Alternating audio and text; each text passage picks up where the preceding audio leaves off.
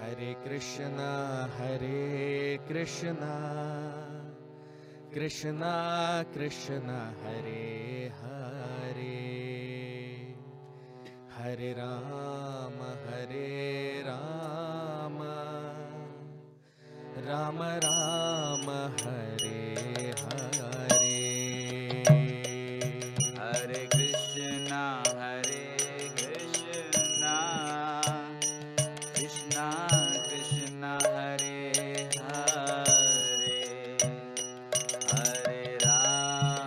Hare Rama, Rama Rama, Hare Hare. Hare Krishna, Krishna Krishna Hare Hare, Hare Rama, Rama Rama, Hare Hare. Hare Krishna, Krishna Krishna Hare Hare, Hare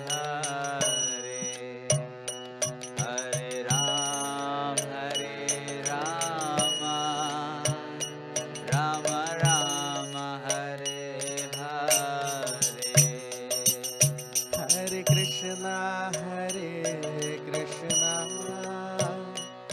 Krishna Krishna Hare Hare, Hare Rama,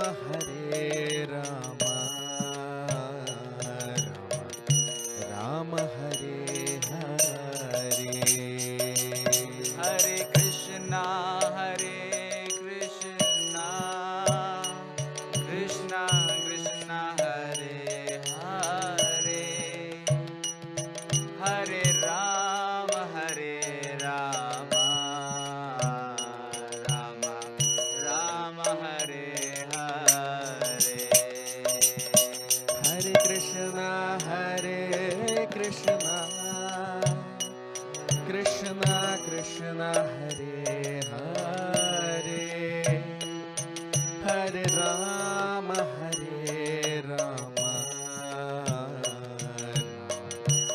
Rama, Hare Hare.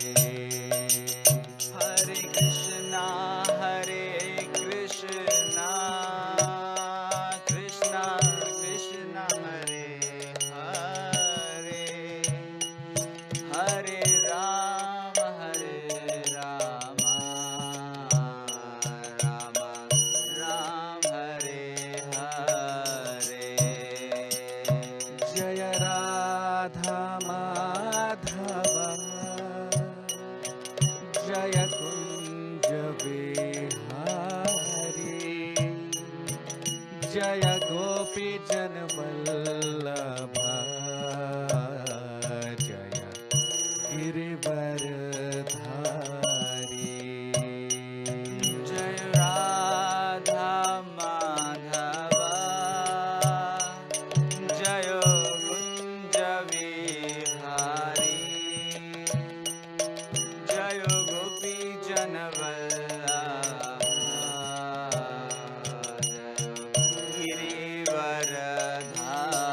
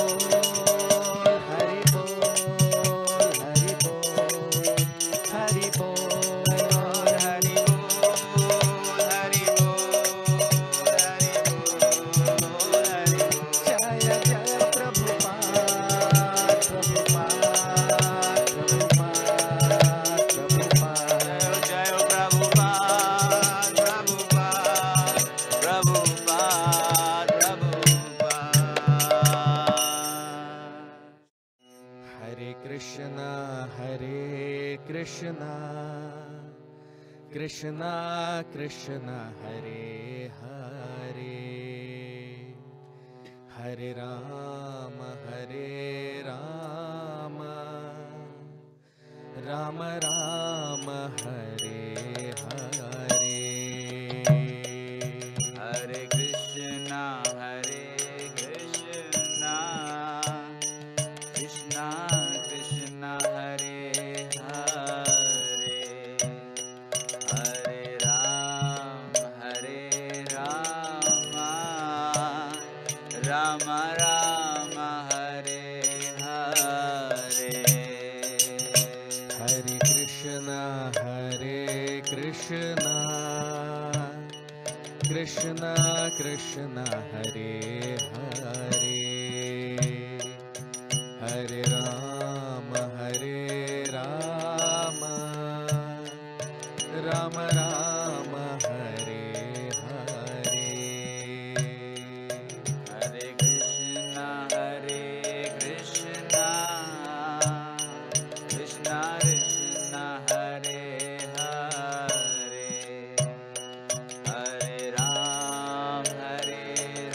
Hare Rama, Rama Rama, Hare Hare. Hare Krishna, Krishna Krishna Hare Hare, Hare Rama,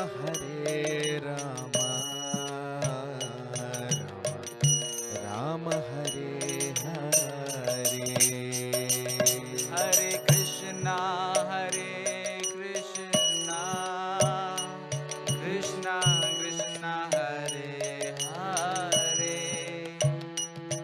Hare Rama,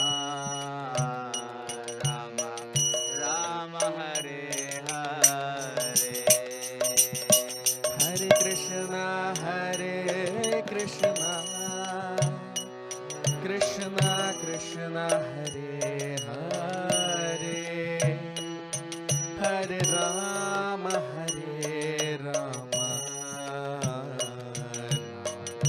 Rama Hare Hare.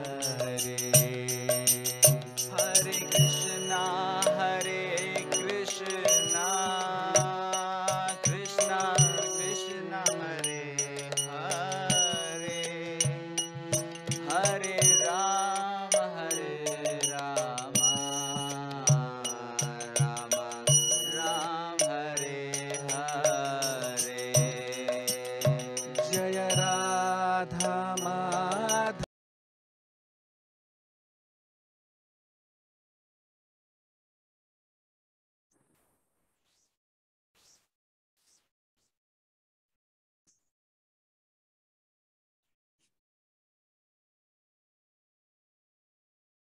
Hare Krishna. So, very warm welcome to all of you for today's session on the Srimad Bhagavatam. We'll start our session with the prayers. Om Namo Bhagavate Vasudevaya. Om Namo Bhagavate Vasudevaya. Om Namo Bhagavate Vasudevaya. Narayanam Namaskritya Naram Chaiva Narottamam Devim Saraswatim Vyasam Tato Jayamudiraye Nashtaprayeshvabhadreshu Nityam Bhagavat Sevaya Bhagavati Uttama Shloke Bhaktir Bhavati Nashtiki.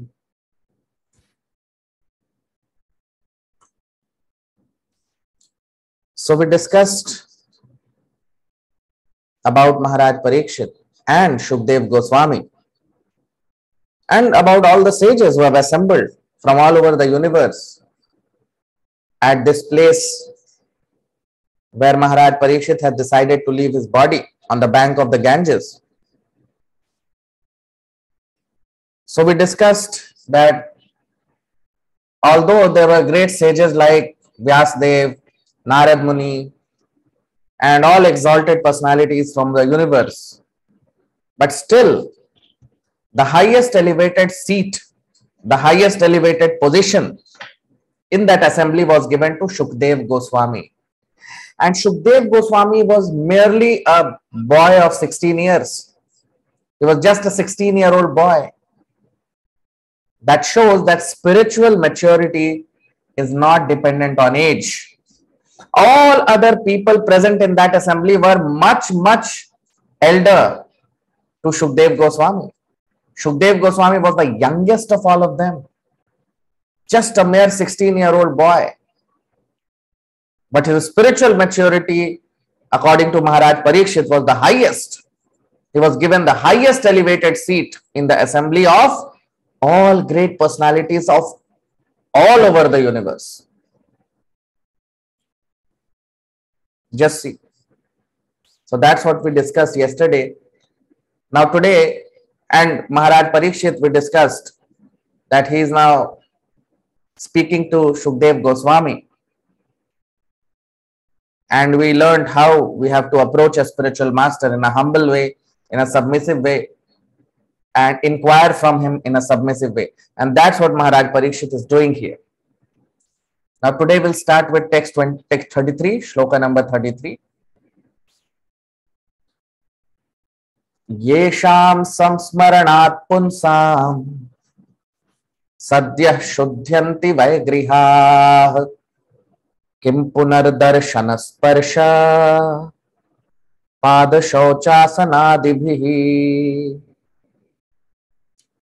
Yesham samsmaranat punsam sadyah shuddhyanti vaigriha kim punardarshana sparsha pada shauchasanadibhi. Translation: simply by remembering you, our houses become instantly sanctified. And what to speak of seeing you, touching you, washing your holy feet, and offering you a seat in our home. Now you see, what is Maharaj Parikshit saying here? He is saying, Yesham samsmaranat punsam. Samsmaran. Samsmaran means to remember. Punsa means human beings, personalities. So, by remembering you, Yesham, by your remembrance, Sadhya Shuddhyanti Vaigriha. Griha means house. Sadhya means very quickly, instantly. Shuddhyanti means to be purified. So our houses become purified immediately, instantly by your presence. By remembering you, by your presence, our houses become instantly sanctified, purified. Kim punar darshana sparsha. Then kim punar means then what to talk about, then what to speak of. Darshana, your seeing you. Darshan means to see. Sparsha means to touch. Pada shaucha. Pada shaucha means washing the holy feet. Adibhihi, etc. You see, so Maharaj Parikshit is saying that simply by remembering you, simply by your presence, our houses become sanctified, they become purified. Then what to talk of? Seeing you, having your darshan, touching you, or washing your holy feet. You see, now Maharaj Parikshit himself is a pure Vaishnava. He is a Mahabhagavat, he is a pure devotee of Krishna. And even before his birth, he was favored by Lord Krishna. As we all know, that before the birth of Maharaj Parikshit, Lord Krishna saved him within his mother's womb because he was attacked by a weapon of Ashwathama. He was attacked by weapon of Ashwathama, Brahmastra. And to save Maharaj Parikshit from Brahmastra, Lord Krishna entered the womb of Mother Uttara, and Maharaj Parikshit was personally protected by Lord Krishna within his mother's womb even before his birth. So we can just imagine the position or the status of Maharaj Parikshit. He is himself a pure Vaishnava, a pure devotee of Krishna, a Mahabhagavat. But even though he is a pure devotee, he is a Mahabhagavat, still he requires guidance of a spiritual master like Shukdev Goswami. You see,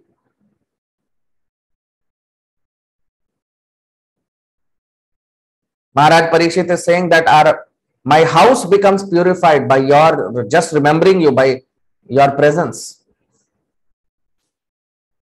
So that is why pure devotees are called as Tirthpad. Tirthpad means they make any place a place of pilgrimage.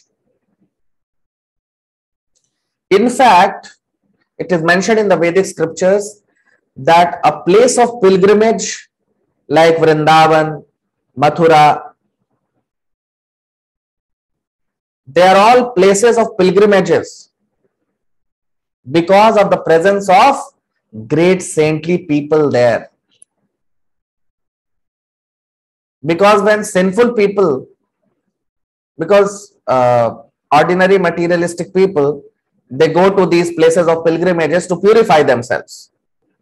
As we see, many people go to take bath in the river Ganga, Ganges, to purify themselves. So they leave their sinful tendencies, they leave their sinful habits, they leave their sins at that place, the place of pilgrimage, because many sinful people go there to become purified. They leave their sins at the holy place of pilgrimage. So it is said that the saintly people, because of their spiritual strength, they act like disinfectant, or they purify the place of pilgrimage. So a place of pilgrimage becomes pure by the visit of, or by the presence of, pure devotees at that place of pilgrimage. You see. And if such great devotees of the Lord, if such saintly people visit the home of a person, then the home of that person becomes purified, sanctified immediately. In fact, that is why saintly persons, they visit the home of an ordinary person. Why? To purify them. Otherwise, saintly person has no desire to visit homes of worldly people. Why will he visit homes of worldly people? He lives in a nice temple, ashram, or place of pilgrimage. So he has no business to visit a person's place or a person's home. But he visits that place to purify the householders, to purify their home, to sanctify their home. And householders, that's why it's their duty to be grateful to saintly people when they visit their homes. Nowadays, people become so puffed up with their material prosperity that they don't welcome saintly people at their homes. But they don't know that this will lead, this is a great dangerous position for these householders. Because materially a person may be very rich, but spiritually everyone is very poor. And that is why when a saintly person visits a householder, it's a great opportunity for the householder to purify himself by serving this pure devotee, by serving a saintly person. So that is why those householders who don't do that, they are losing a great opportunity in their life. Because this material prosperity is not going to stay. It will end one day. Death is as sure as death. When death comes, all this material prosperity will go. It will become zero. Only the service that we have rendered to our saintly people Only the service that we have rendered to our spiritual master, pure devotees, only that is going to stay with us. Everything else is going to fail. Everything, all material prosperities will become zero one day. So that's what Maharaj Parikshit is telling here. He is glorifying Shukdev Goswami and telling him that our houses become purified by your presence. And that is why Maharaj Parikshit, although he is himself a pure devotee, but he is surrendering to Shukdev Goswami. Now text 34, shloka number 34. Sannidhyatte mahayogin patakani mahantyapi sadyo nashyanti vaipunsam vishnoriva suretarah. Sannidhyatte mahayogin patakani mahantyapi sadyo nashyanti vaipunsam vishnoriva suretarah. Translation: just as the atheist cannot remain in the presence of the personality of Godhead, so also the invulnerable sins of man are immediately vanquished in your presence, O saint, O great mystic. Now you see, Sannidhyat te mahayogin. Sannidhya means to be in the presence of a person, to be in the vicinity of a great saintly people. That is called Sannidhya. So Sannidhya te mahayogin. You are a Mahayogi, Shukdev Goswami. So who is a Mahayogi? A pure devotee of the Lord is called Mahayogi. Why? So Lord Krishna talks about it in the last shloka of the 6th chapter of the Bhagavad Gita. Want to see? Let me show you why pure devotees of the Lord are called Mahayogis. So in the last shloka of the 6th chapter, you see what Lord Krishna is telling. You can all see on your screen. You see. So I'll show you two shlokas, the last two shlokas of the 6th chapter of the Bhagavad Gita. In the shloka number 46 of the 6th chapter, you see what Lord Krishna is telling. He is saying, tapasvibhyodhiko yogi jnanibhyopi matodhikaha karmibhyashchadhiko yogi tasmad yogi bhavarjuna. So what is Lord Krishna telling? That Arjun, tapasvibhyo adhiko yogi. A yogi is greater than a tapasvi, an austere person. You see, austerity does not mean yogi. Yogi means a person who is a devotee of Krishna. He is called a yogi. So, tapasvibhyo adhiko yogi. Ordinarily, people think when a person who is a tapasvi or who is doing austerities, who is performing austerities, penances, people mistake him to be a saintly person. No. In that sense, even a beggar on a street is,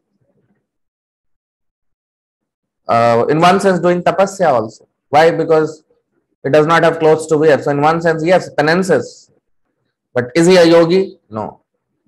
So yogi is greater than a tapasvi. He is greater than austere personalities. He is greater than people who perform austerities and penances. Then jnanibhyopi matodhikaha. Jnanibhyopi matodhikaha. That a yogi is greater than a jnani also. Karmibhyascha adhiko yogi. And a yogi is greater than a karmi. Karmi means worldly people, or those people who are fruitive workers, those who want to enjoy the results of their activity. They are called karmis. So a yogi is greater than a tapasvi. A yogi is greater than a jnani. Jnani means a person who has knowledge. And karmibhyashchadhiko yogi. And a yogi is greater than a karmi. And what is Lord Krishna telling? Tasmad yogi bhavarjuna. Arjun, that is why you should become a yogi. Right? So this is the 46th shloka of the 6th chapter. The second last shloka. Now what is the last shloka saying? You can all see on your screen. Very important. one of the most important shlokas of the Bhagavad Gita, the last shloka of the 6th chapter. So you can all see on your screen the shloka. Because in the previous shloka, what is Krishna telling? That Arjun become a yogi. Because a yogi is greater than a tapasvi, a yogi is greater than a jnani, and a yogi is greater than a karmi. So now, who is a yogi? What is the meaning of a yogi? That Krishna defines in the last shloka of the 6th chapter, 47th shloka. You see on your screen. Yoginam api sarvesham madgaten antaratmana shraddhavan bhajate yomam same yukta tamo mataha. So now what is Krishna telling? That yoginam api sarvesham, of all the yogis, sarvesham means all of them, all types of yogi. There are many types of yogis, many types of, Ashtang yogi, Dhyan yogi, Gyan yogi, so many different kinds of yogi, Sankhya yogi. But he is saying yogi namapi sarvesham, of all different types of yogis, who is the greatest yogi? You see, madgaten antaratmana, who is always thinking of me within his heart, who is always thinking about me, who is always worshipping me. He is the greatest yogi. Lord Hanuman, we have the example, no? When he pierced his heart, what did people see? Sitaram. Right? So, a devotee of Krishna is the greatest yogi, Krishna is telling here. Madgaten antaratmana, a person who thinks about me always, who is keeping me within his heart. He is the greatest yogi of all different types of yogis. And what does he do? So, a greatest yogi is who thinks of Krishna always, who is keeping Krishna within his heart. He is the greatest yogi. A devotee of Lord Krishna is the greatest yogi. So what does he do? Shraddhavan bhajate yoma. You see, what is his activity? Shraddhavan. He has immense faith. Shraddha means intense, immense faith on Krishna. With Shraddha, with immense faith, what does he do?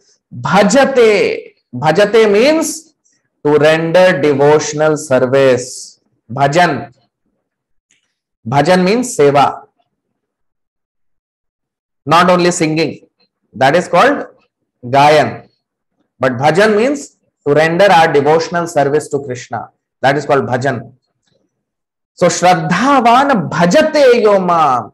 One who with great faith is rendering devotional service to me. Yomam. Whom? Render service to whom? Mam. Mam means Krishna. He is telling about himself. Mam. Same yukta tamo mataha. He is the greatest yogi. Yukta tamaha. He is the greatest engaged yogi who is always engaged in my devotional service. He is the greatest yogi. Now let's come back to the shloka that we were discussing. You see, now the shloka that we were discussing in the Srimad Bhagavatam. So what is Maharaj Parikshit telling here? Sannidhyate Mahayogin. That's why he is using this word Mahayogi for Shukdev Goswami. Because Shukdev Goswami is a pure devotee of Krishna, and that is why he is the greatest yogi. Right? Patakani Mahantyapi. So he is saying that Patak means sinful people or sinful tendencies of people. Mahanti means even great sins, great sinful tendencies. Sadhyo nashyanti vaipunsam.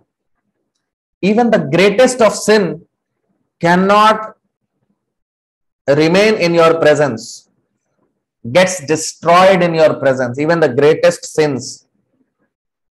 Vishnu iva suretaraha. Like demons get destroyed in the presence of Lord Vishnu. So it is said that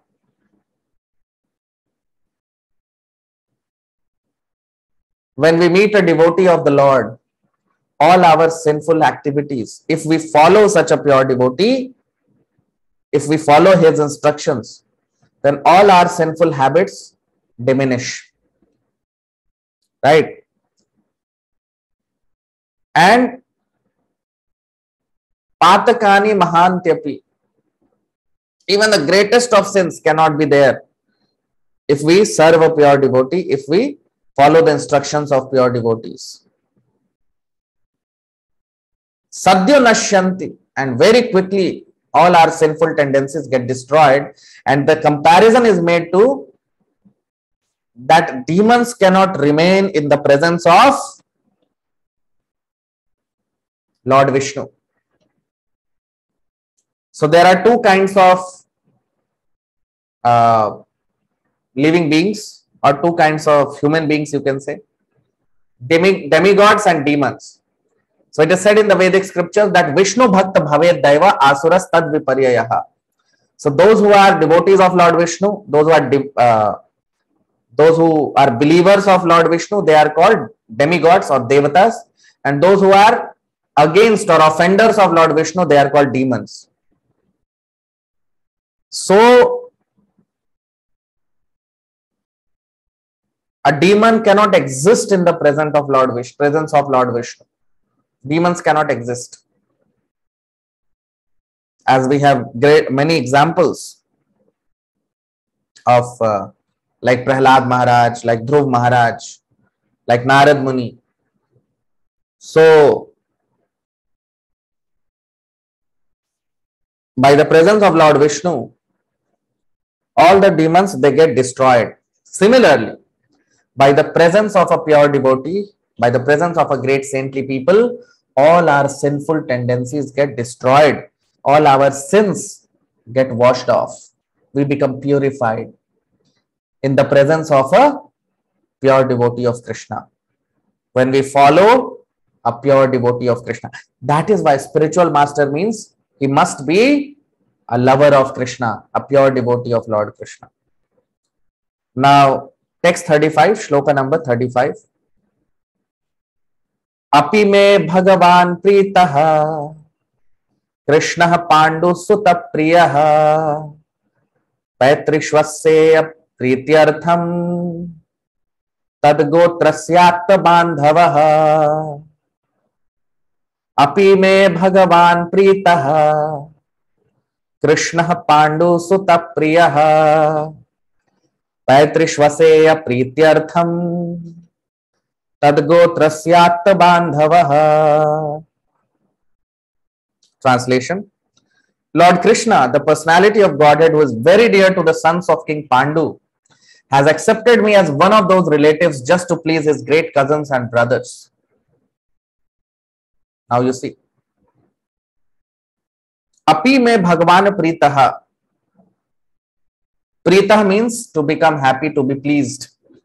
So api me Bhagavan Pritaha. Api me means upon me the Lord is pleased. Krishna Pandu Sutta Priyaha. And that's why Krishna has accepted me as he has put me in this family of the Pandavas, Sutta Priyaha. Because Pandu, Sutta, or the sons of Pandu are very dear to Lord Krishna. Arjun, Yudhishthir, Bhim, Nakul, Sahadev. So these 5 sons of Pandu are very dear to Lord Krishna. And that is why Paitri Swasya Prityartham. And that's why he has made me a relative of these Pandavas, because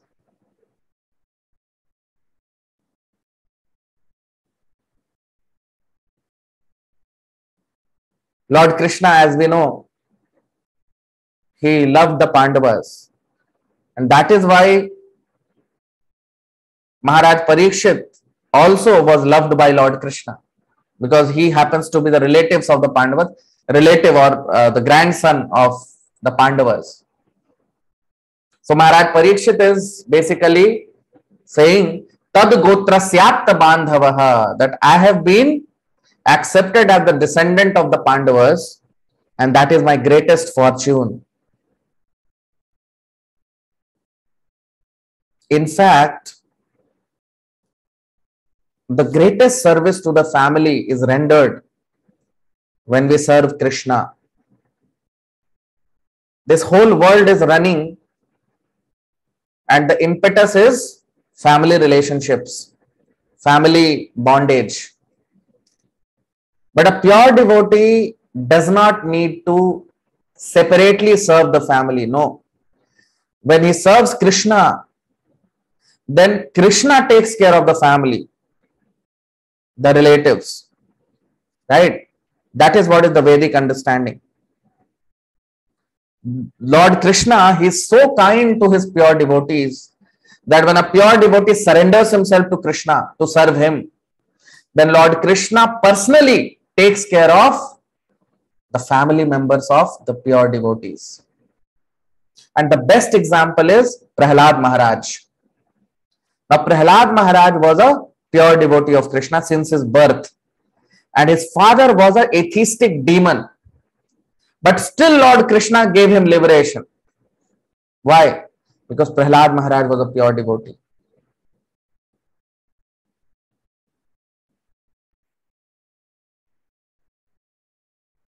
For example, when a person serves the country very nicely, for example, army people, the soldiers, now they have dedicated their lives for the country. So it becomes the duty of the country to take care of their relatives or their family members, isn't it?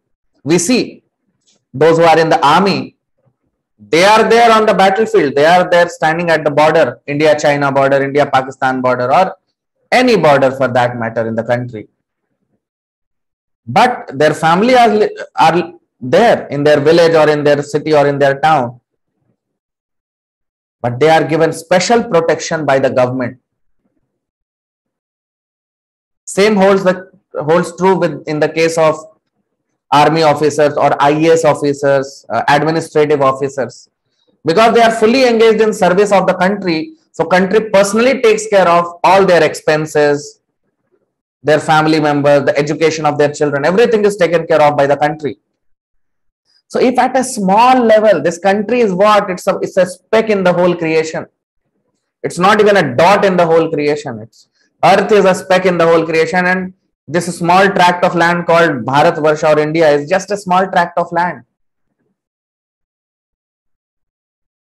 So if at such a micro level, if such things are happening, just imagine a person who serves Krishna, his mission. Will Krishna not take care of his family members? And is Krishna incapable? No. He is perfectly capable. He is the most capable personality, the most powerful personality. Which is better? Should we take care of our family members or Krishna should take care? Krishna should take care, isn't it? Because Rakhe Krishna Mare Ke, Mare Krishna Rakhe Ke. If Krishna decides to protect, no one can kill. And if Krishna decides to kill, no one can protect also. So that is why those who are pure devotees, they leave their family. They go away to serve Krishna. But Krishna personally takes care of the family members. So that's what we see here. Maharaj Parikshit, that's why he's saying that because I am a descendant of the Pandavas, they are pure devotees of Krishna. That is why I was protected by Lord Krishna always. Why Maharaj Parikshit was protected by Krishna? Because Maharaj Parikshit is a grandson of the Pandavas. Right?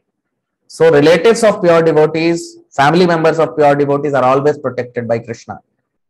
They don't need to take care of their family member. They can leave their family also. Because then Krishna will protect them. Because the highest protection can only be given by Krishna. There are many people who try to protect their family members and they cannot protect because Krishna is not protecting. So real protection can only be given by Krishna and not us. Now text 36, shloka number 36. Anyatha te vyaktagatir darshanam na katham drinam nitaram riyamananam संसिद्धस्य वणीयसः अन्यथा ते व्यक्तगतेर् दर्शनम न कथम नृणाम नितरां म्रियमाणानां संसिद्धस्य वनीयसः. Translation: otherwise, without being inspired by Lord Krishna, how is it that you have voluntarily appeared here, though you are moving incognito to common man and are not visible to us who are on the verge of death? You see, now what is Maharaj Parikshit saying? He's saying that I am a descendant of the Pandavas who are pure devotees of Krishna, and that's why I am protected by Lord Krishna. Why? Because I am a relative of the Pandavas. And how Krishna is protecting Maharaj Parikshit? So first Krishna saved him in the womb of his mother from the weapon Brahmastra. And now here how Krishna is protecting him at the time of death. You see, Anyatha te avyakt gater darshanam na katham nrinam. Anyatha, otherwise, you are not seen by ordinary people. Pure saintly, pure devotees of the Lord, ordinary people cannot recognize them. They think him like an ordinary person. So, darshanam na katham nrinam. And pure devotees also neglect them. If they are not recognizing his value, why he will go and show his value? He is happy in association of Krishna. So, he is not interested in showing them who he is. Nitaram Riyamanana. And now that I am about to die, Sansiddhasya Vaniyasaha, you have appeared before me because of Krishna's desire. You see. So when a devotee is sincere, like Maharaj Parikshit,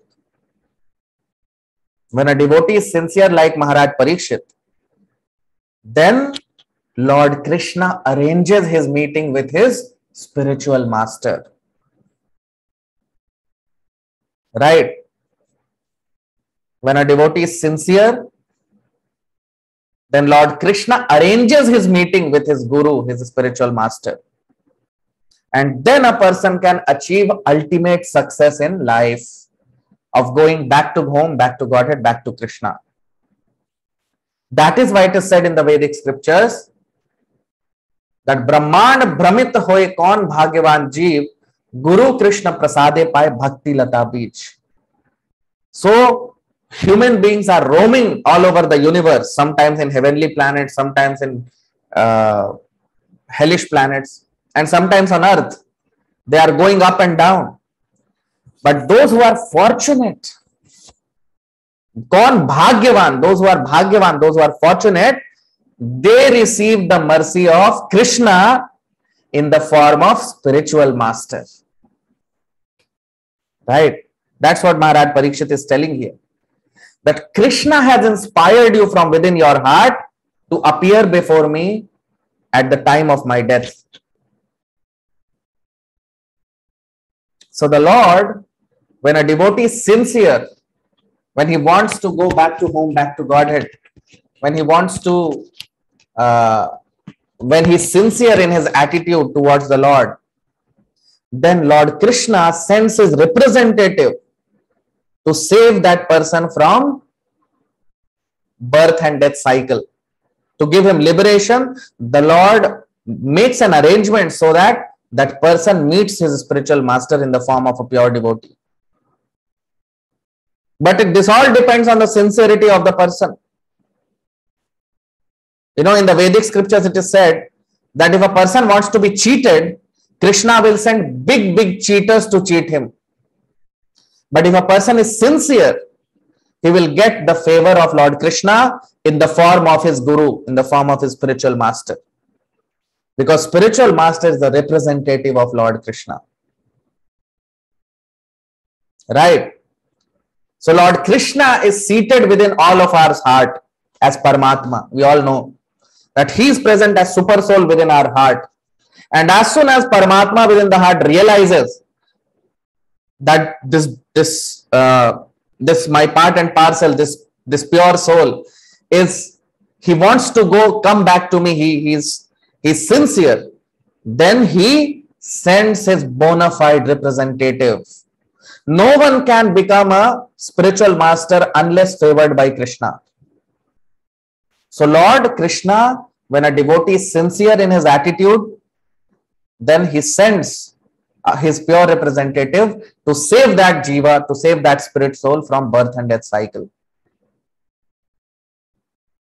So to receive a bona fide spiritual master, to get the help of a spiritual master, means direct help of Krishna himself. Getting a spiritual master is the greatest mercy of Lord Krishna on a living entity. And that's what Maharaj Parikshit is telling here. That you have appeared before me because Lord Krishna has directed you from within the heart, because I am the relative of Krishna's pure devotees. So Krishna is taking care of me because I am the grandson of the Pandavas. And how he is taking care? By sending you before me. You are my spiritual master. Right?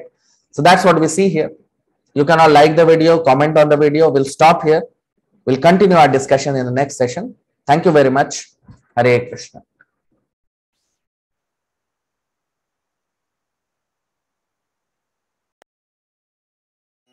Hare Krishna, Hare Krishna, Krishna Krishna, Hare Hare, Hare Rama, Hare Rama, Rama Rama, Hare Hare. Hare Krishna, Hare Krishna, Krishna Krishna, Hare Hare, Hare Ram, Hare Rama, Rama Rama, Hare Hare. Hare Krishna, Hare Krishna, Krishna Krishna, Hare Hare, Hare Rama, Hare Rama, Rama Rama, Hare Hare. Hare Krishna, Hare Krishna, Krishna Krishna, Hare Hare,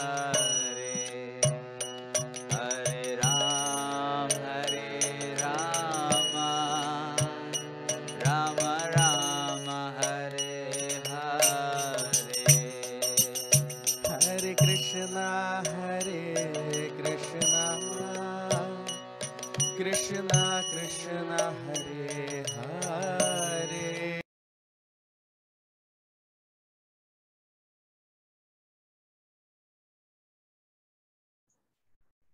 हरे कृष्णा। आप सबका बहुत बहुत स्वागत, हार्दिक अभिनंदन आज के भागवत के सत्र में। तो प्रार्थना के साथ अपने सत्र को प्रारंभ करेंगे। ओम नमो भगवते वासुदेवाय, ओम नमो भगवते वासुदेवाय, ओम नमो भगवते वासुदेवाय। नारायणं नमस्कृत्य नरं चैव नरोत्तमं देवीं सरस्वतीं व्यासं ततो जयमुदीरयेत्। नष्टप्रायेषु भद्रेषु नित्यं भागवत सेवया भगवत्युत्तमश्लोके भक्तिर्भवति नैष्ठिकी।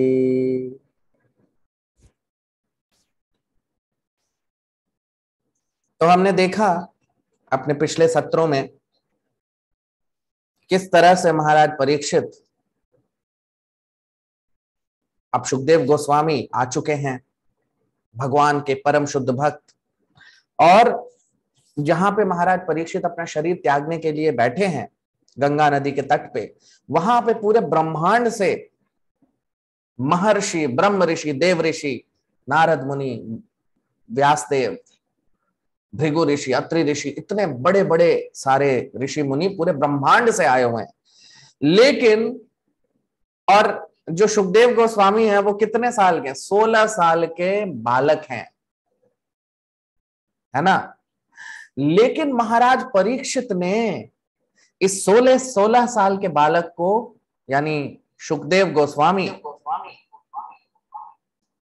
उनको सबसे उच्चतम पद्धति दी हुई है, उनको सबसे ऊंचा आसन दिया है। क्योंकि हमने देखा कि सुखदेव गोस्वामी जो है वो महाराज परीक्षित के गुरु हैं,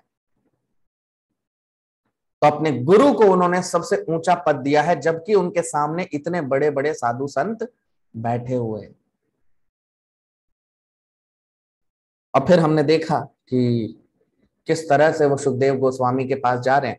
अब सुखदेव गोस्वामी उस पूरी सभा में सबसे छोटे थे अगर हम आयु के हिसाब से देखें, लेकिन तब भी उन्हें सबसे ऊंचा पद दिया गया है वहां पे। तो अब हम देखते हैं कि महाराज परीक्षित क्या बोल रहे हैं और क्या प्रार्थना कर रहे हैं, क्या कह रहे हैं सुखदेव गोस्वामी से। 33वां श्लोक, येषां संस्मरणात् पुंसां सद्यः शुद्ध्यन्ति वै गृहाः किं पुनर्दर्शन स्पर्श पाद शौचासनादिभिः। येषां संस्मरणात् पुंसां सद्यः शुद्ध्यन्ति वै गृहाः किं पुनर्दर्शन स्पर्श पाद शौचासनादिभिः। ट्रांसलेशन, अनुवाद, simply by remembering you, our houses become instantly sanctified. And what to speak of seeing you, touching you, washing your holy feet, and offering you a seat in our home. अब आप देखिए, इसका हम अनुवाद देख लेते हैं पहले। तो महाराज परीक्षित कह रहे हैं कि सिर्फ आपका ध्यान करने से हमारे जो घर हैं वो तुरंत शुद्ध हो जाते हैं, और फिर आपको देखने के, आपको छूने के, आपके चरणों को धोने का क्या कहना।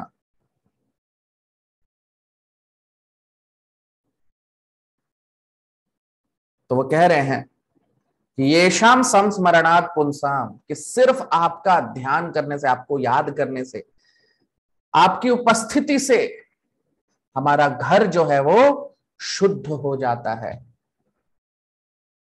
सद्यः शुद्ध्यन्ति, देखिए आप, येषां संस्मरणात्, संस्मरणात् मतलब उनको याद करना, उनका ध्यान करना, पुंसाम, पुंसाम मतलब हम लोग, आम मनुष्य, सद्यः शुद्ध्यन्ति वै गृहा, सद्यः शुद्ध्यन्ति, सद्यः का मतलब बहुत ही जल्दी, तुरंत, शुद्ध्यन्ति शुद्ध हो जाता है क्या, हमारा घर, गृहा, गृहा मीन्स घर। किम पुनर, तो फिर आपके दर्शन, आपके स्पर्श, आपके चरणों को धोना और आपको एक आसन देना अपने घर में, उसका क्या बात, जब आपके सिर्फ स्मरण करने से हमारा घर शुद्ध हो जाता है, तो आप तो हमारे सामने बैठे हैं, हम आपका दर्शन कर सकते हैं, आपको स्पर्श कर सकते हैं, आपको आसन दे सकते हैं।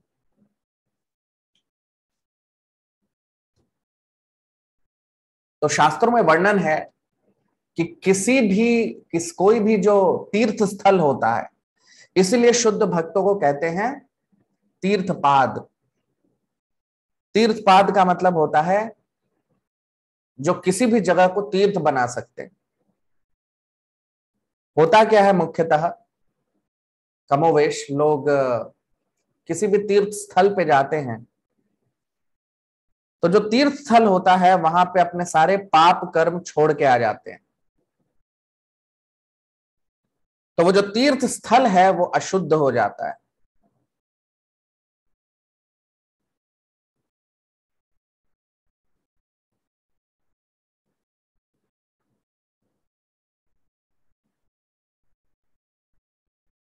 तो तीर्थ स्थल चूंकि अशुद्ध हो जाता है क्योंकि लोग अपना पाप छोड़ के आ जाते हैं। जैसे हम देखते हैं ना, कई बार लोग वृंदावन जाते हैं, द्वारका जाते हैं, पुरी जाते हैं, अलग अलग जगहों पे जाते हैं, अपना पाप कर्म वहां छोड़ के आ जाते हैं।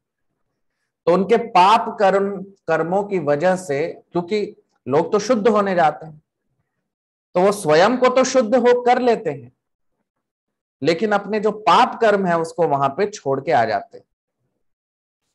अब इससे क्या होता है कि जो जो तीर्थ स्थल है वो अशुद्ध हो जाता है, वो पापों से भर जाता है। तो शास्त्रों के अनुसार जब वहां पे शुद्ध भक्त का आगमन होता है, जब वहां के जो शुद्ध भक्त हैं वो अपनी शक्ति से, अपने जप की शक्ति से, अपने तप की शक्ति से उस जगह को तीर्थ वापस से उसकी शुद्धता, उस तीर्थ की पवित्रता, वहां के शुद्ध भक्त वापस से उसे शुद्ध कर देते हैं, उसे वापस से तीर्थ बना देते हैं।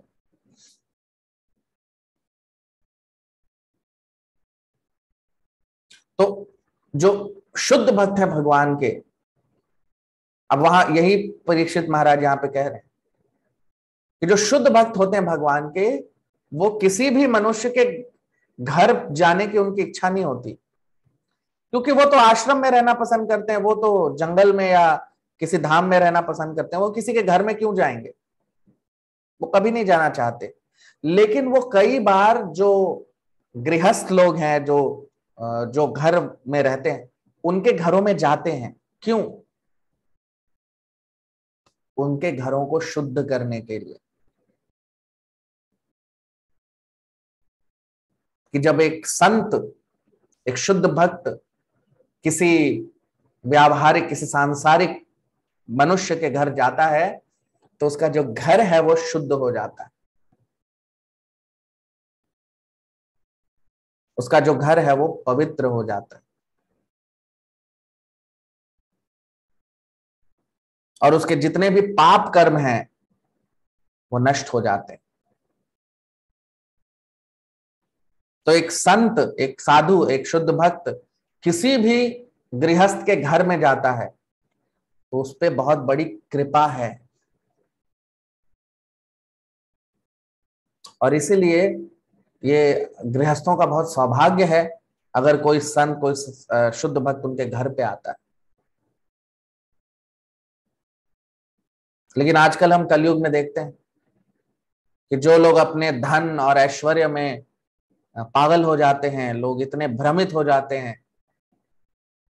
कि उन्हें होश ही नहीं रहता कि ये जीवन क्षणिक है, किसी भी समय मृत्यु आ सकती है, और ये जो भी हमने धन और ये सब बनाया है ये सब हमसे छूट जाने वाला है, सब नष्ट हो जाएगा, एक सेकंड में सब खत्म हो जाएगा, सब कुछ छोड़ के हमको जाना पड़ेगा।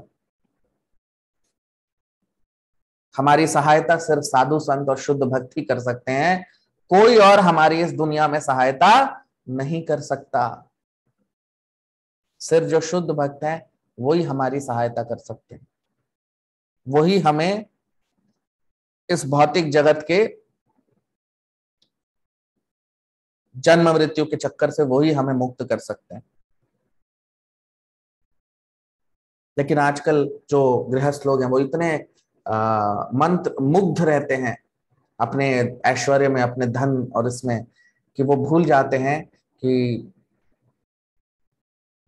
उनका घर भले ही उन्हें लग रहा है कि बहुत धन कमा लिया, लेकिन अपवित्र है उनके पापों से, तो उसे शुद्ध करने के लिए ही जो साधु संत हैं वो साधारण मनुष्यों के घर में कई बार जाते हैं और उनके आगमन से उनका घर पवित्र और शुद्ध हो जाता है। तो जो गृहस्थ ये नहीं कर पाते, वो अपने जीवन में एक बहुत बड़ा सौभाग्य जो है वो मिस हो रहा है उनसे, वो सौभाग्य वो उनका नहीं आ पा रहा अगर उनके घर पे संतों का आगमन नहीं हो रहा, शुद्ध भक्तों का आगमन नहीं हो रहा। तो उनके जीवन में बहुत बड़ी एक कमी रह जाती है। और वही यहाँ पे महाराज परीक्षित कह रहे हैं कि आपके सिर्फ स्मरण मात्र से हमारा घर शुद्ध हो जाता है, तो आपको छूना, आपके आपके चरण धोना, आप उसका कितना महत्व है। 34वां श्लोक। सान्निध्यात्ते महायोगिन पातकानि महान्त्यपि सद्यो नश्यन्ति वै पुंसाम् विष्णोरिव सुरेतराः। सान्निध्यात्ते महायोगिन पातकानि महान्त्यपि सद्यो नश्यन्ति वै पुंसाम् विष्णोरिव सुरेतराः। ट्रांसलेशन, अनुवाद। Just as the atheist cannot remain in the presence of the personality of Godhead, so also the invulnerable sins of a man are immediately vanquished in your presence, O saint, O great mystic. अब हम इसका अनुवाद देख लेते हैं हिंदी में। तो महाराज परीक्षित कह रहे हैं कि जिस तरह से एक दानव कभी भी भगवान विष्णु के सामने नहीं रह सकता, उसी तरह से हमारे पाप, मनुष्यों के पाप नष्ट हो जाते हैं आपके उपस्थिति से, हे महान संत, हे महान योगी। अब आप देखिए, सान्निध्यात ते महायोगिन। सान्निध्य का मतलब जब हम किसी साधु संत के आसपास रहते हैं, उनके सान्निध्य में रहना, मतलब उनके उपस्थिति में जब हम रहते हैं, उनके आसपास रहते हैं, तो उसे सानिध्य कहते हैं। तो क्या कह रहे हैं महाराज परीक्षित? सानिध्यात्य महायोगिन। अब सुखदेव गोस्वामी को उन्होंने कहा है महायोगी। तो महायोगी क्यों कह रहे हैं सुखदेव गोस्वामी को? योगी का क्या मतलब होता है? भगवान कृष्ण भगवत गीता के 6ठे अध्याय के अंतिम 2 श्लोकों में योगी की परिभाषा बताते हैं। ठीक है, देखना चाहेंगे आप? चलिए आपको दिखाता हूं कि भगवान कृष्ण क्या बता रहे हैं योगी के बारे में, कि योगी का क्या मतलब होता है। भाई आजकल योगा तो बहुत चल रहा है, योगा करो योगा करो योगा। तो योगी का मतलब क्या होता है पहले तो ये देख ले हम, है ना? आइए चलिए आपको दिखाता हूं। अब देखिए अपने स्क्रीन पे आप सब देख सकते हैं कि ये 6ठे अध्याय का के अंतिम जो 2 श्लोक हैं, यानी 46वें और 47वें श्लोक में भगवान बता रहे हैं कि योगी का क्या मतलब होता है। आइए चलिए देखते हैं। तो 46वें श्लोक में क्या बता रहे हैं भगवान 6ठे अध्याय के, कि तपस्विभ्योधिको योगी ज्ञानिभ्योपि मतोधिकः कर्मिभ्यश्चाधिको योगी तस्माद् योगी भवार्जुन। कि अर्जुन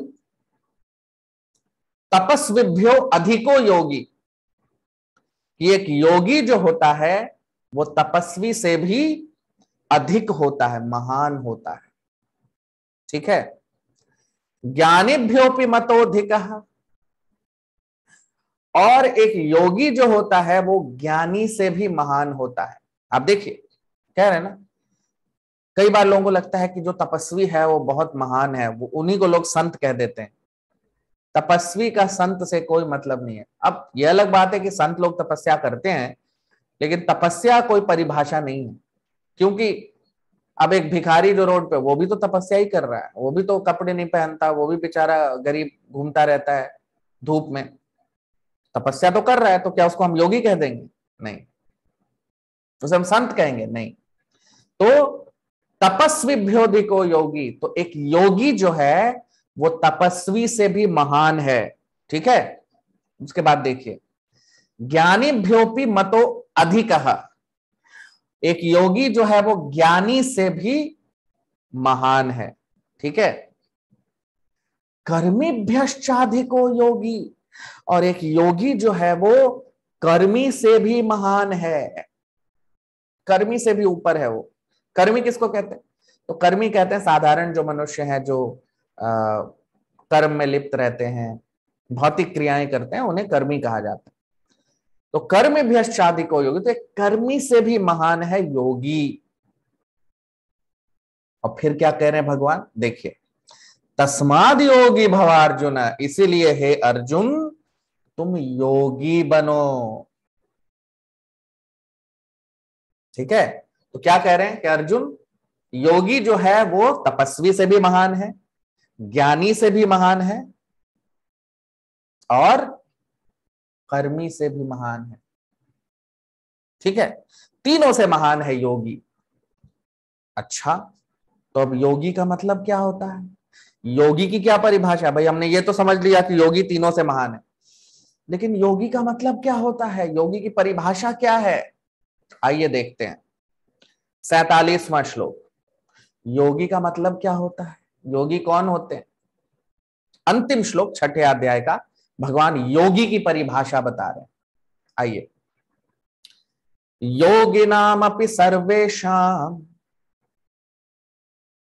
मद गतेनंतरात्मना श्रद्धावान भजते यो माम समय युक्त तमो मतः।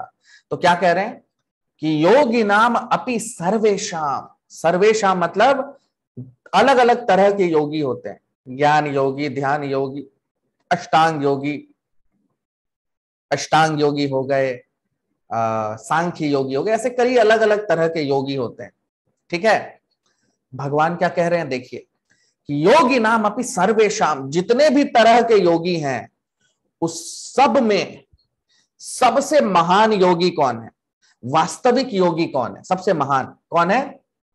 मद गतेन अंतरात्मना, जिसने अंतरात्मा में, अपने हृदय में मुझे बसाया हुआ है,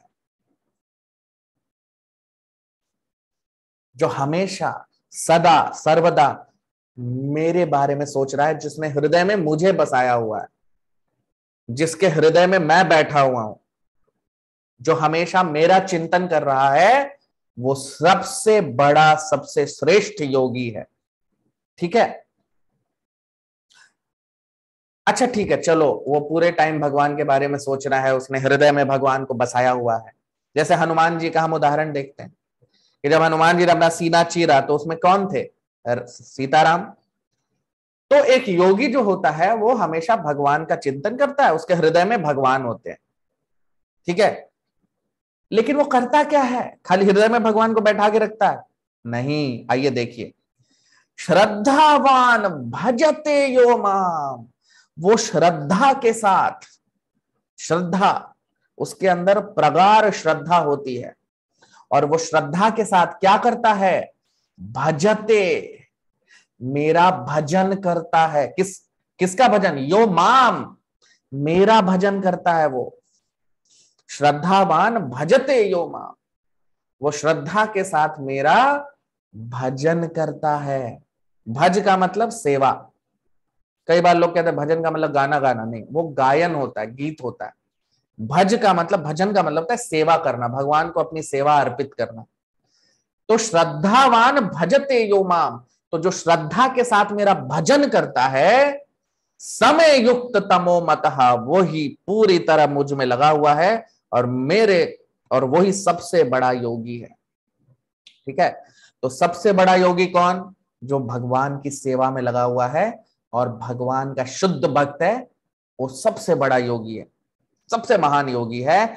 और अब आप वापस आइए, देखिए जो हम श्लोक की बात कर रहे हैं, इसीलिए महाराज परीक्षित, आप सब अपने स्क्रीन पे देख सकते हैं, इसीलिए महाराज परीक्षित महायोगी शब्द का प्रयोग कर रहे हैं इस श्लोक में। देखिए, सान्निध्यात्ते महायोगिन, हे महायोगी, सुखदेव गोस्वामी को वो महायोगी कह रहे हैं। क्यों? क्योंकि सबसे श्रेष्ठतम योगी कौन होता है? जो भगवान का शुद्ध भक्त होता है। तो सान्निध्यात्ते महायोगिन, हे महायोगी, आपके सानिध्य में पातकानी महांत्यपि, पातकानी मतलब हमारे जो पाप हैं, पातक, वो हमारे पाप जो हैं, कितने भी महान पाप हो वो सब नाश हो जाता, सबका नाश हो जाता है।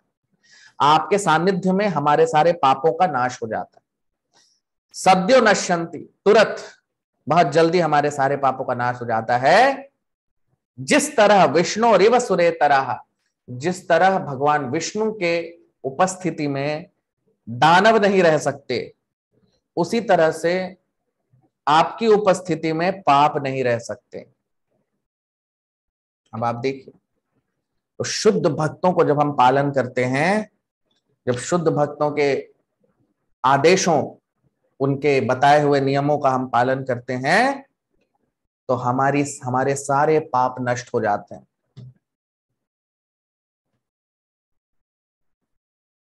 दो तरह के लोग होते हैं, देव और दानव, देव और असुर, सुर और असुर। सुर का मतलब देवता, असुर का मतलब दानव। तो कहते हैं विष्णु भक्त भवे दैवा आसुरस तद विपर्ययः। तो भगवान विष्णु के जो भक्त हैं उन्हें देवता कहते हैं, और जो असुर हैं वो उनसे जो भगवान विष्णु के विपरीत होते हैं, जो नास्तिक होते हैं, उन्हें असुर कहते हैं। नास्तिक का मतलब जो भगवान विष्णु के विपरीत है, विरुद्ध है। तो उन्हें असुर कहते हैं। तो भगवान विष्णु जहां होते हैं असुर नहीं रह सकते वहां पे, वो असुर का संहार कर देते हैं। उसी तरह पे जहां पे शुद्ध भक्त हैं, अगर हम शुद्ध भक्तों के सानिध्य में है तो हमारे सारे पाप भी वैसे ही नष्ट हो जाते हैं। हम पाप रहित हो जाते हैं जब शुद्ध भक्तों के आदेशों का पालन करते हैं, उनके बताए हुए मार्ग पे चलते हैं। वही यहां पे महाराज परीक्षित कह रहे हैं। 35वां श्लोक। अपि में भगवान प्रीतः कृष्ण पांडुसुत प्रियः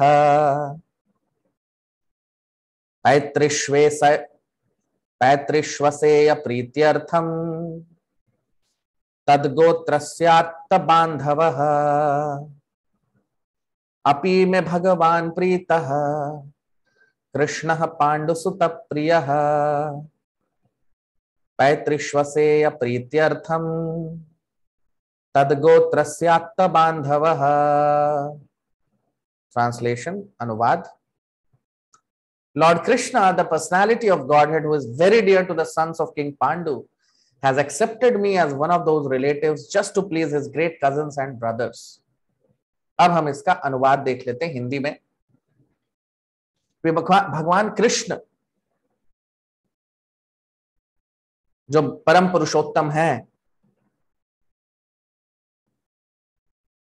वो पांडवों के बहुत प्रिय हैं और इसलिए उन्होंने मुझे अपना एक बंधु माना है ताकि वो अपने शुद्ध भक्तों को प्रसन्न कर सकें।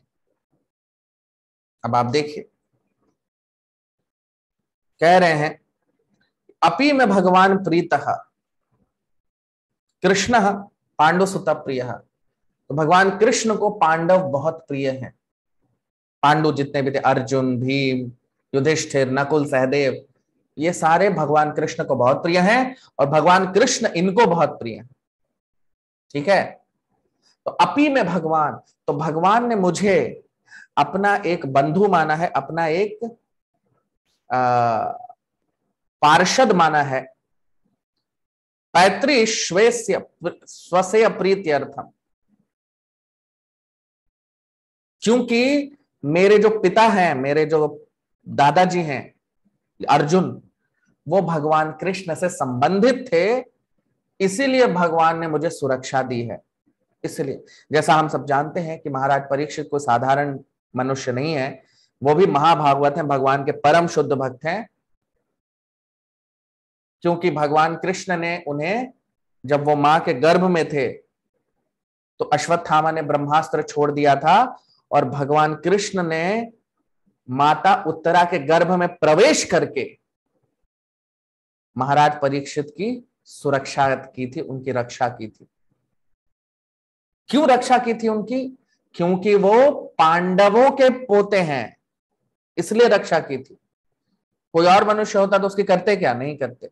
क्योंकि वो पांडवों के पोते हैं, इसीलिए उनकी सुरक्षा भगवान कृष्ण ने की।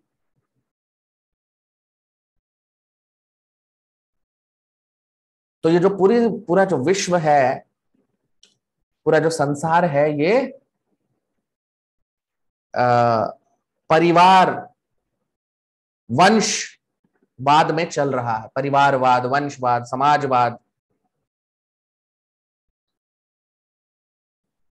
लेकिन वास्तविक सुरक्षा सिर्फ भगवान ही दे सकते हैं।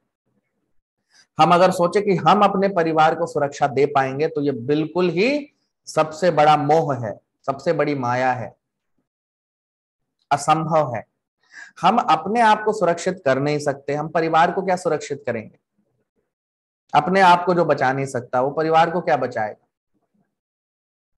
इसीलिए जो शुद्ध भक्त होते हैं वो भगवान के लिए सब कुछ न्यौछावर कर देते हैं, परिवार को छोड़ देते, सब कुछ छोड़ देते हैं। लेकिन उनके परिवार की सुरक्षा फिर कौन करता है? भगवान करते हैं। अब आप खुद सोचिए कि हम ज्यादा अच्छी सुरक्षा कर पाएंगे अपने परिवार की या भगवान अच्छी कर पाएंगे? क्योंकि राखे कृष्ण मारे के, मारे कृष्ण राखे के। क्योंकि अगर हम सुरक्षा करेंगे तो हम क्या कर पाएंगे, कुछ नहीं कर पाएंगे। लेकिन अगर भगवान सुरक्षा करेंगे तो वो कितनी अच्छी सुरक्षा कर पाएंगे, सोच के देखिए। जैसे उदाहरण हम ले सकते हैं, जैसे जो देश होता है, वैसे तो राष्ट्रवाद जो है ये कलयुग, कलयुग का शब्द है। राष्ट्रवाद जैसी कोई चीज है ही नहीं शास्त्रों में, क्योंकि पूरा विश्व जो है वो भगवान की प्रॉपर्टी है। हम सब ने इसको बांट बूंट के इसके राष्ट्र बना दिए।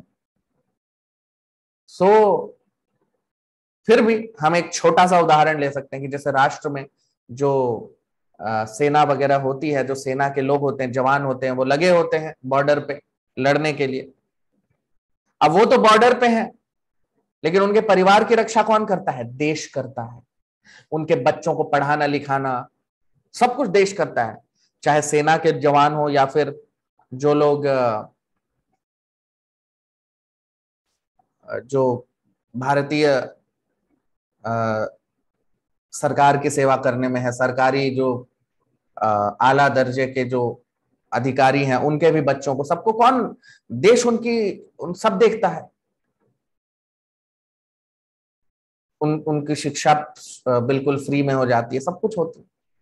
तो अब आप सोचिए, पृथ्वी तो इस ब्रह्मांड में एक छोटा सा बिंदु भी नहीं है, और उस पृथ्वी पे ये भारत वर्ष जो है, छोटा सा भारत, अब तो छोटा सा बच गया, तो भारत जो है एक छोटा सा बिंदु भी नहीं है पृथ्वी के ऊपर। और उस भारत में अगर कोई उस भारत के टुकड़े की सेवा कर रहा है तो उसे कितनी सुरक्षा देती है सरकार। तो अब आप सोचिए कि कोई अगर भगवान की सेवा करेगा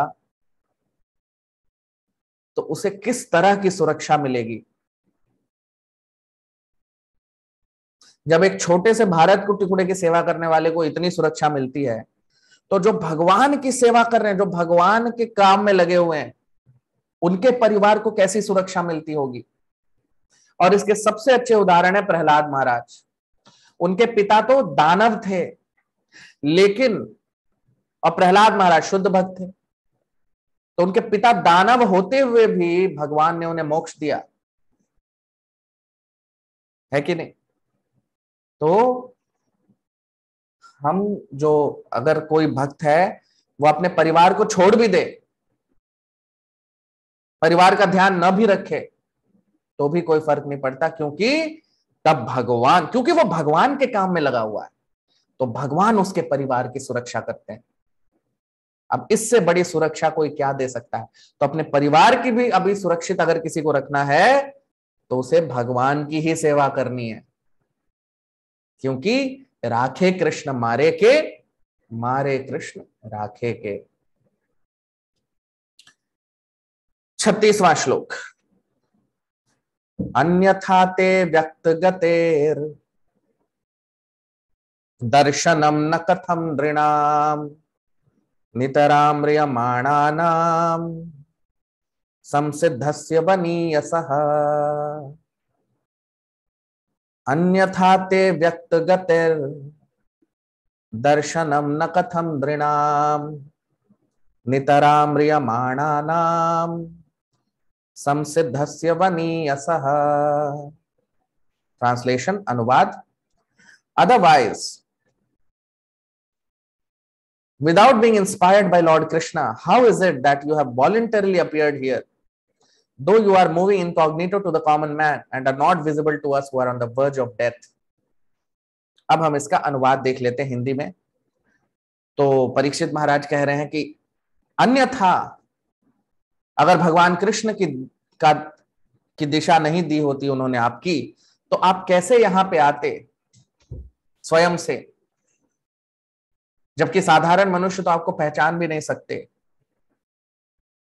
और हम लोग जो मृत्यु जिनकी होने वाली है, आप उन्हें बचाने क्यों आते।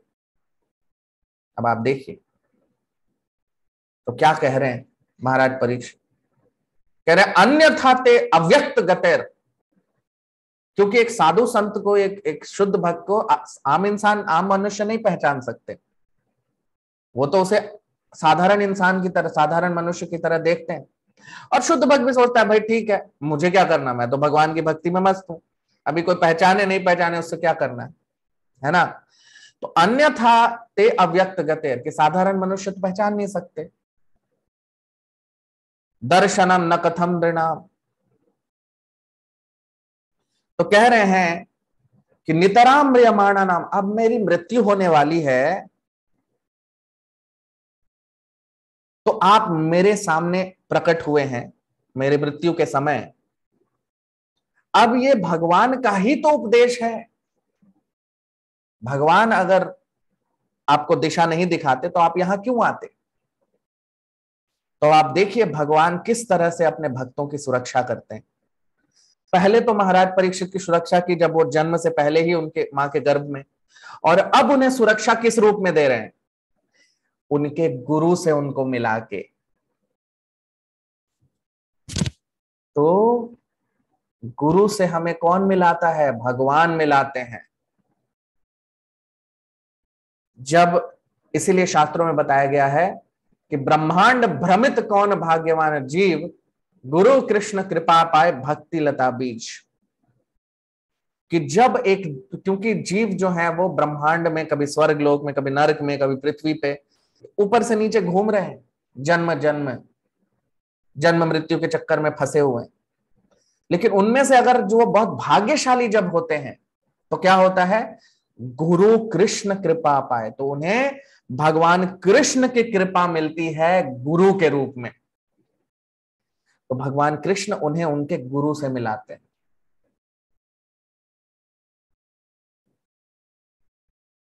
बिना भगवान कृष्ण की कृपा के कोई गुरु नहीं बन सकता, भगवान का संदेश लोगों तक नहीं पहुंचा सकता। दूसरा कि गुरु से भी भगवान मिलाते हैं। कब? जब जीव में सच्ची श्रद्धा होती है कि अब मुझे भगवान को पाना है। जब जीव में एक इच्छा होती है कि अब मुझे भगवान के बारे में जानना है, भगवान को पाना है, तो भगवान अपने प्रतिनिधि से उसे मिला देते हैं। तो भगवान की कृपा गुरु के रूप में आती है।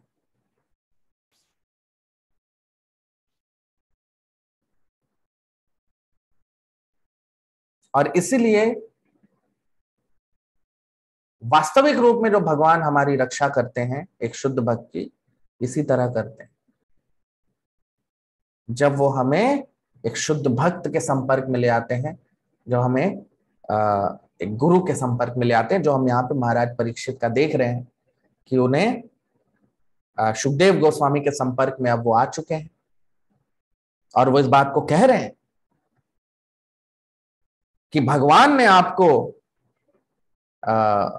ये दिशा दी है।